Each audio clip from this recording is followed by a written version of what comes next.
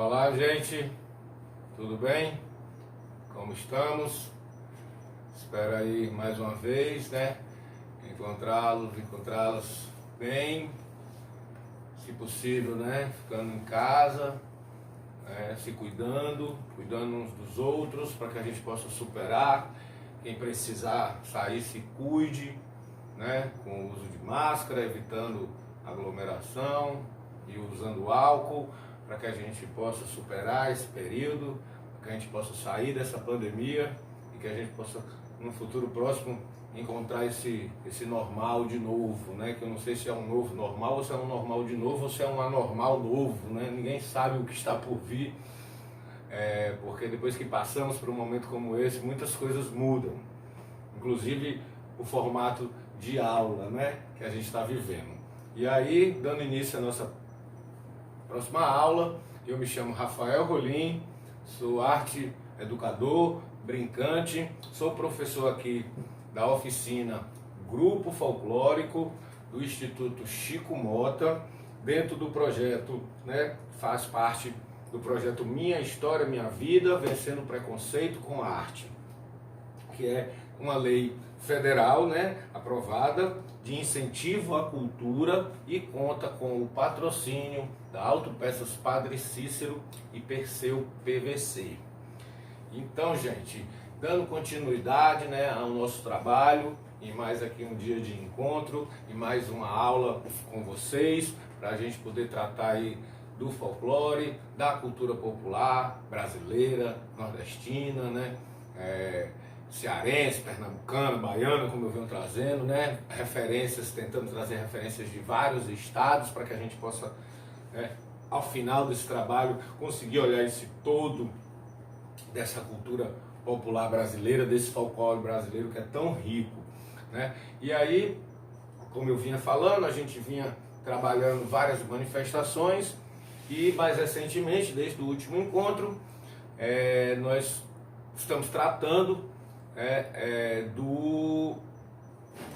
da brincadeira do cavalo marinho, né? Que é uma manifestação da cultura popular típica do Pernambuco, né, da região ali, da zona da mata pernambucana, que eu trouxe do encontro passado. Aí, quem não assistiu, dá uma conferida na aula passada para vocês pegarem essa parte um pouco mais dessa parte histórica, em que eu falei um pouco mais brevemente sobre a relação dessa região com a cana-de-açúcar, né, essa cultura do trabalho, né, um trabalho muito árduo, né, um trabalho que é cansativo, né, e aí parte esses corpos, nessas pessoas que moram nesses lugares e trabalham nessas colheitas, né, elas tendem a ter também um corpo que fala, né, um corpo que traz referências, esse corpo desse lugar, desse trabalho, né, esse trabalho que é um trabalho duro, né, mas que de alguma forma se reflete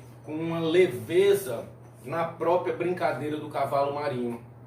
E essa brincadeira que a gente vai continuar aqui hoje, tentando trazer um pouco mais das referências, né, dessa brincadeira, e ao final também traremos um outro vídeo, aí um vídeo também já mais recente, um vídeo aí que vocês vão conferir, que é o vídeo do Instituto Brincante, já eu falo mais sobre ele.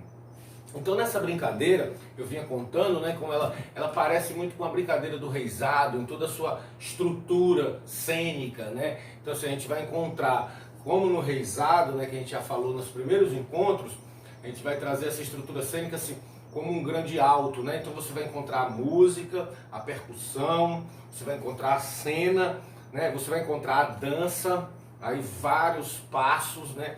E aí cada brincador vai trazendo um pouco de suas referências e um pouco das suas habilidades, né, para trazer e mostrar essas danças. E temos também muitos personagens, como eu estava dizendo no encontro passado, na aula passada, tem pesquisadores que já catalogaram mais de 90 personagens aí na brincadeira do cavalo marinho, né? E aí você vai encontrar personagens do universo do real. Quando eu falo do universo do real, é do que a gente encontra às vezes no dia a dia da nossa própria comunidade, como a gente encontra também no Reisário. Então você vai encontrar aí o doido, né, a doida, o padre, né, o bispo, às vezes dependendo do lugar, né, você vai encontrar o valentão, né, o caba medroso, ou seja, você vai encontrar esses tipos, né, que a gente, na cultura popular, de alguma forma, a gente busca, alguns pesquisadores chamam de arquétipos, né, esses arquétipos que constituem a história dessa brincadeira e de alguma forma constitui também seus personagens, né. E aí você vai ter aí o mestre Ambrósio, né, que é um grande mestre de cerimônias também dessa brincadeira, né? Tem o capitão que de alguma forma coordena a brincadeira, e tem o mestre Ambrósio, o mestre Ambrósio é como se fosse um grande mago, um grande mestre que eu não falei no encontro passado, né? Que esse mestre ele traz na sua sacola, na sua mala, né? No seu bisaco, dependendo do seu matulão, tem um lugar que chama de matulão. Ele traz os diversos personagens, e é como se esse mestre, se o mestre Ambrósio, esse personagem, ele fosse o responsável por dar vida a todos os outros personagens que vêm depois dele na brincadeira do cavalo marinho. Então, ele é como se fosse um mestre de cerimônia, como eu trouxe no primeiro momento, que ele vai anunciando, ele vai contando um pouco a história, né? E aí cada lugar varia um pouco essa história contada de uma forma um pouco mais diferente de um canto, porque aí cada brincador, cada mestre Ambrósio, né, tem o seu jeito, a sua forma, e aprendeu, né, a sua escola, muitas vezes, né, que aprendeu de pai para filho ali, vendo as brincadeiras acontecer no quintal de casa, nos terreiros da sua cidade. Cada um vai fazendo um pouco ao seu jeito, porém tem mais ou menos uma mesma ideia, né? Esse mestre Ambrósio, ele é esse personagem, né? É um personagem que meio que dá vida aos outros personagens que virão. Esse é um personagem, então, seria um personagem coringa, né? Um personagem chave, né? Uma brincadeira de cavalo marinho, né? Em Pernambuco, ali nessa região, ela precisa ter essa regra, né? Todas as brincadeiras, todas as manifestações têm suas regras próprias, né? Que você vai aprender fazendo, né? Você vai sabendo o que pode, o que não pode de alguma forma fazer na brincadeira, né? Onde é que eu entro, onde é que eu saio, qual é o momento que eu participo, qual é o momento que eu tenho que ficar mais recuado para dar espaço para aquele outro personagem. Ou seja, você percebe aí toda uma dinâmica e técnica muito parecida com o que a gente vê no teatro, com o que a gente vê até na teledramaturgia mesmo, na televisão, né? Ou seja, há uma organização cênica também, há uma organização de começo, meio e fim dessa brincadeira, né? Isso é muito importante trazer, porque às vezes as pessoas assistem uma brincadeira dessa na rua, pensam que é tudo feito assim, do nada, né? Parece que é feito de improviso. O improviso é muito importante na brincadeira, nas brincadeiras populares, no teatro de rua, nas brincadeiras de rua. É necessário saber o momento de improvisar, inclusive para poder dar continuidade, às vezes uma piada que saiu errada ali, uma coisa que aconteceu, um bêbado que chegou na roda, né? Uma pessoa inconveniente que está ali atrapalhando às vezes a brincadeira. Então essa coisa do improviso é muito importante. Porém, quando a gente assiste, muitas pessoas pensam que é tudo improviso, e não é. Muito pelo contrário, né? Na música a gente diz que para você improvisar, como por exemplo no jazz, né? No jazz, no blues, que são ritmos norte-americanos, né? No nosso chorinho, que tem muito improviso, né? Você precisa estudar muito para improvisar. Só improvisa muito bem quem toca muito bem. Ou seja, na música, pensando esse paralelo com as artes e a cultura popular, é muito parecido.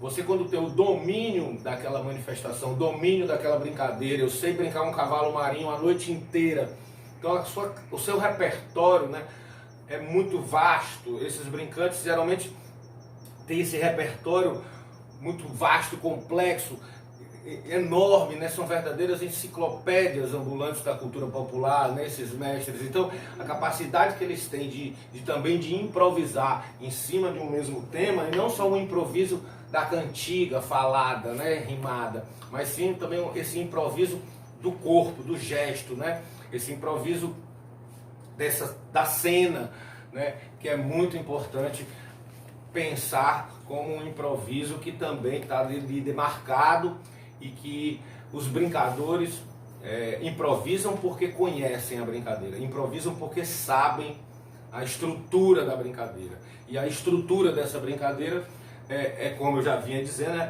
ela é muito demarcada, né? Tem os momentos das danças, e aí você vai ter os passos todos, né, ali acontecendo, as coreografias, né? Tem a dança dos arcos, que aí vocês vão ver também nos vídeos, e em outros vídeos que vocês possam vir a pesquisar sobre o cavalo marinho de Pernambuco, né? Você vai ter os trupés, né? Que é as brincadeiras que é mais parecido com um sapateado, né? Ou seja, tem um momento da dança, aí tem um momento que abre, né? Que é o esquenta, né? Que eles chamam, que é o momento que o banco toca e todo mundo ainda brinca ali solto. Antes mesmo da brincadeira começar, o banco já iniciou.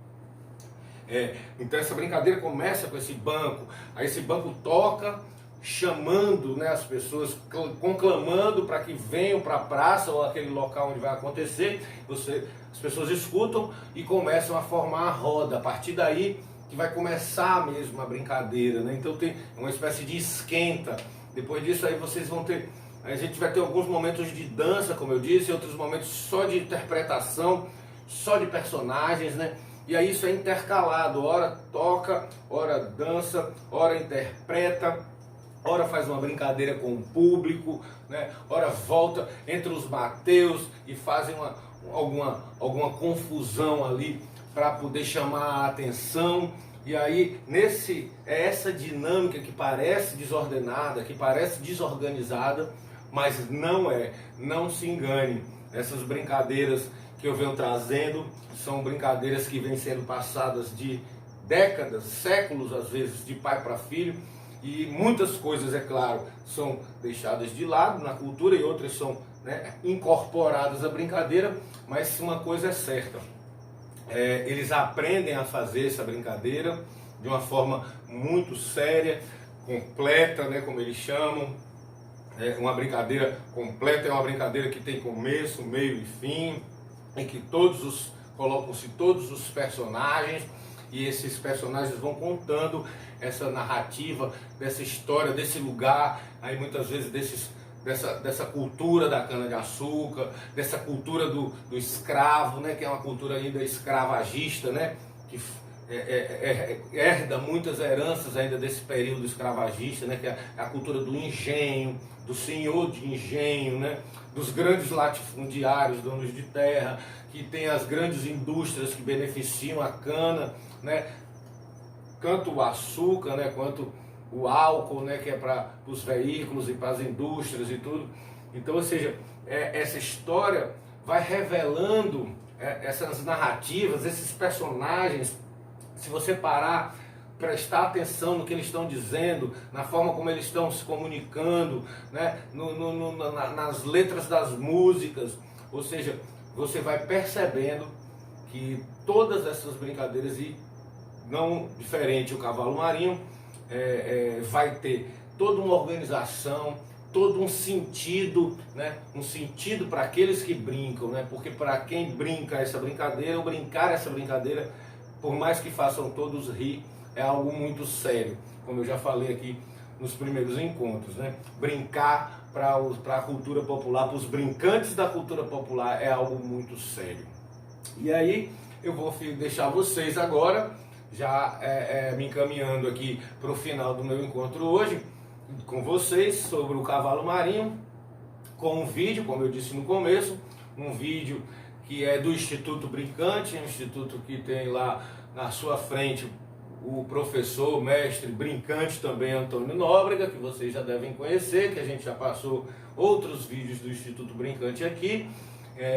E lá vocês vão ter um pouco mais sobre essa história, sobre alguns mestres, né? Mestres que já faleceram, como Bill Rock, que vocês vão ver lá, mestres hoje que estão na ativa, né? Ou seja, vocês vão ter uma outra referência, uma referência visual, né? Que é uma referência que vocês vão poder assistir um pouco disso que eu estou falando, né? Porque às vezes a gente falando, a gente tenta construir essas imagens, mas quando a gente vê a imagem, né? Quando a gente para assistir, a gente consegue realizar melhor, a gente consegue entender melhor até o que foi dito. E aí essa dinâmica entre a nossa conversa aqui e os vídeos tem sido o caminho que a gente tem buscado para que a gente consiga compreender melhor essas manifestações, para que a gente possa também ter essas referências vivas, né, das músicas cantadas, tocadas, dançadas e encenadas pelos próprios brincantes, que são eles, né, o verdadeiro motivo da gente estar aqui, né, a valorização dessa cultura, a valorização desses brincantes, desses homens, meninos, mulheres, moços, velhos e velhas que fazem da cultura popular a sua morada, a sua arte, a sua forma de ser e estar no mundo. Então é isso que eu quero trazer como mensagem, né? Sempre aqui para vocês, que a gente possa olhar para o cavalo marinho, para as bandas cabaçais, para o coco, para a ciranda, para essas manifestações como forma da gente ver o nosso povo, como a gente pode também se enxergar nele, olhar como a gente pode, olha, eu posso dançar, eu posso tocar, eu posso aprender um instrumento, eu posso criar um personagem. E isso é muito potente, isso é muito rico e isso não tem idade. O importante é você se deixar brincar. E aí essa é a proposta dos nossos encontros, sempre poder brincar um pouco.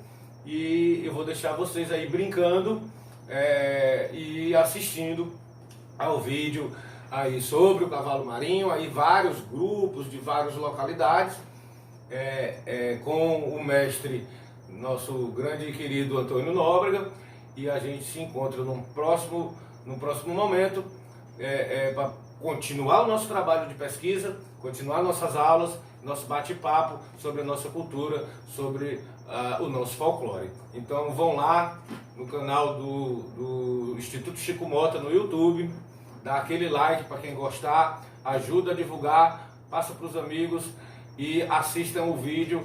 Até o próximo encontro. Uma boa sorte para vocês, uma boa semana, se cuidem e até a próxima.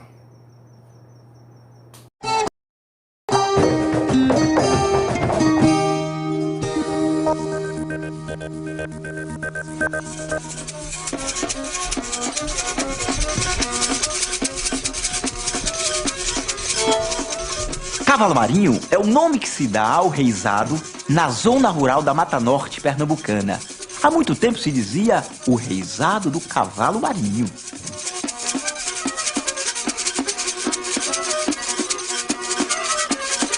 O folguedo é composto por um grupo de músicos, brincantes que botam as figuras, e os cantores dançadores, chamados no cavalo marinho de damas e galantes.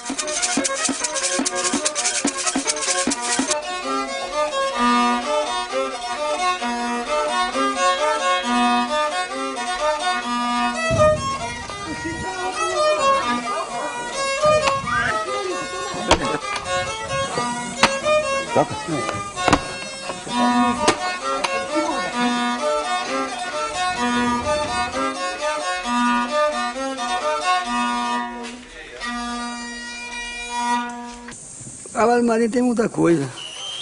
Cavalo marinho tem figura, cavalo marinho tem boi, tem Mateus, tem Catirina, tudo tem galante, tem os bancos cantando.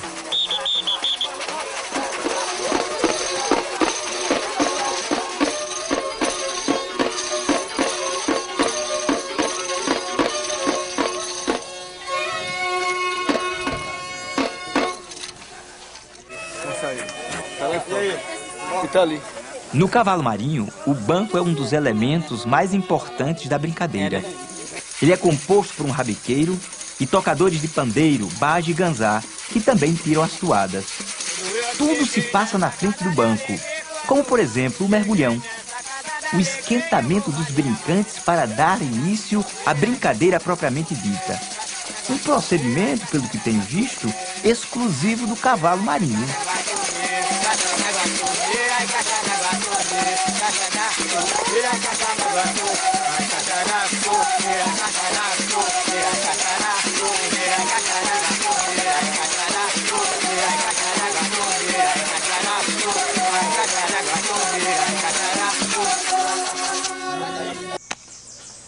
Epa, cabra bom! Isso aqui é Pedrinho, irmão meu aqui.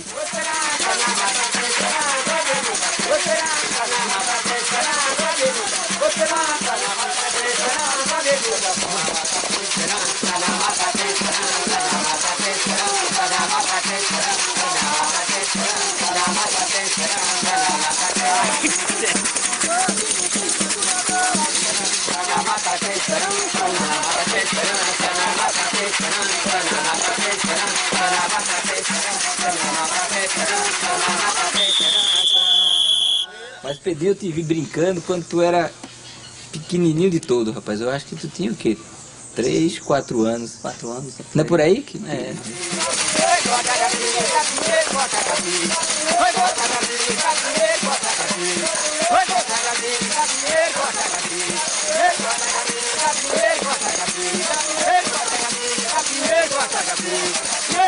No tempo que você começou a brincar, não tinha esse negócio de mulher brincar aí em cavalo? Não, era só homem.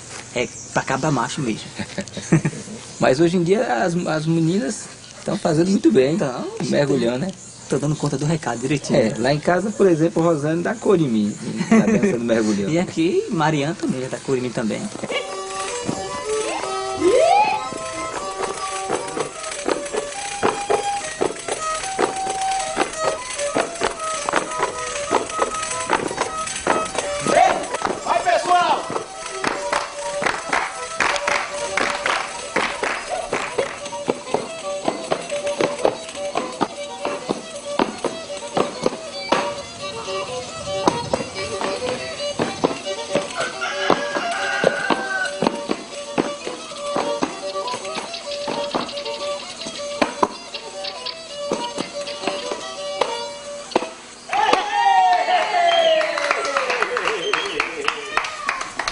No cavalo marinho existem mais de 70 personagens e cada um desses personagens ele é construído a partir de um trupé básico e que depois o brincante vai incorporar esse trupé à intenção do personagem que ele está dançando.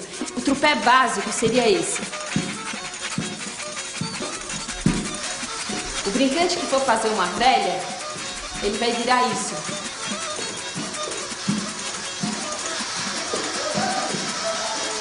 Um dos personagens do cavalo marinho é o mestre Ambrósio. Ele vende para o capitão todas as figuras do cavalo marinho. Então, a figura do mestre Ambrósio coloca a velha, o Mateus, o boi, a burrinha, a dona da ema, enfim, todos os personagens são incorporados por essa figura do mestre Ambrósio.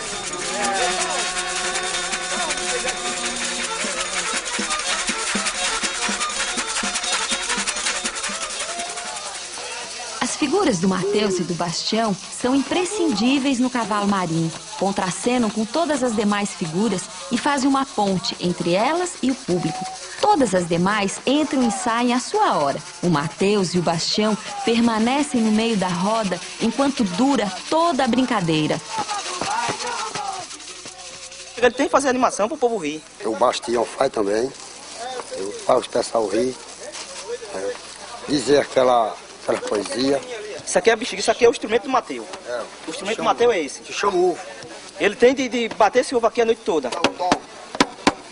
Ele tem que saber dançar. Ele não vai ficar na roda só batendo ovo, não. O Mateus samba na roda e toma conta da roda a noite toda. Porque tem de esperar todas as figuras que vai chegar na roda a noite toda.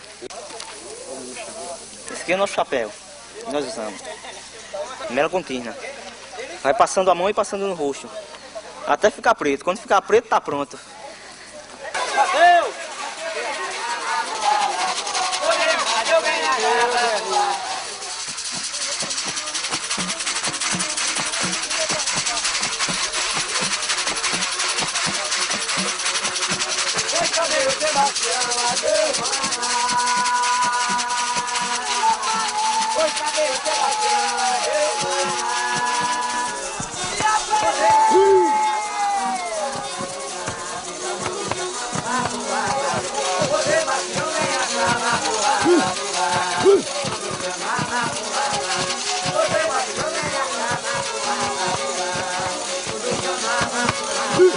Pedrinho, vamos puxar aqui, vamos fazer uma sequência de passos. Os passos mais comuns, né? Do cavalo, dos galantes, né? Você vai...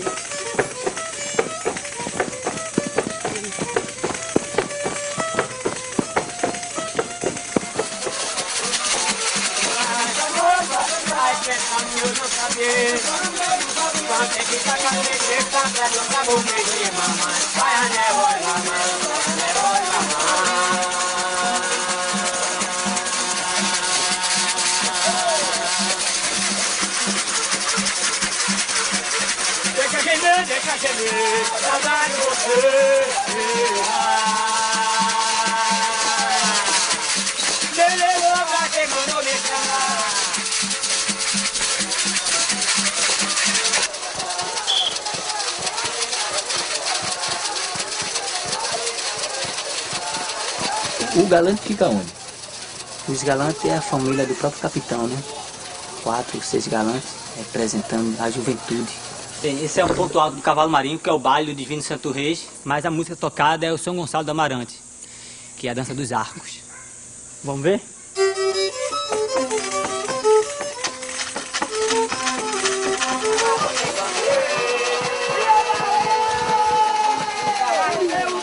A dança dos arcos está presente em diversas manifestações populares brasileiras e mesmo em várias outras culturas.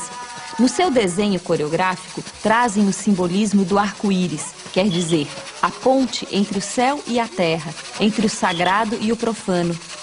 Ela é mais um exemplo no Brasil de dança de conjunto. É o grupo que faz os desenhos e cria a beleza e a diferença específica da dança. Os trançados, avanços e recuos coreográficos são comandados pelo apito do mestre.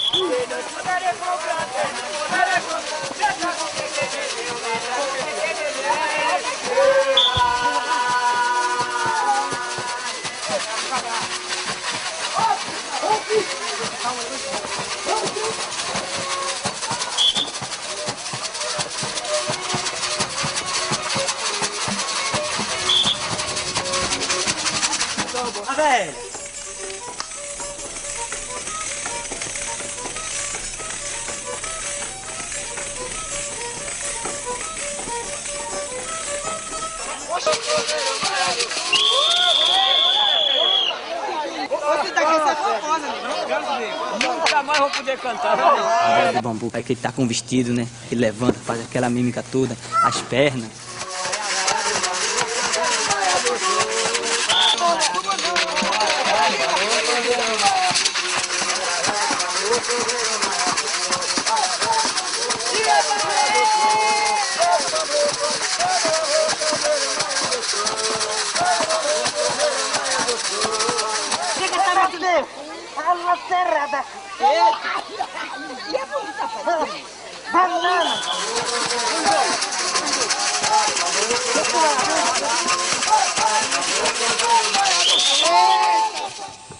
E a vida da gente é essa.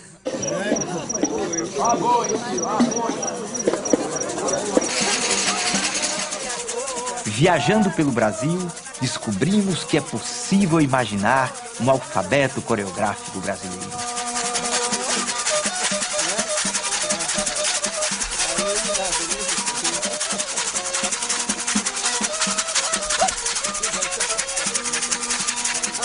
Vai parar, moço.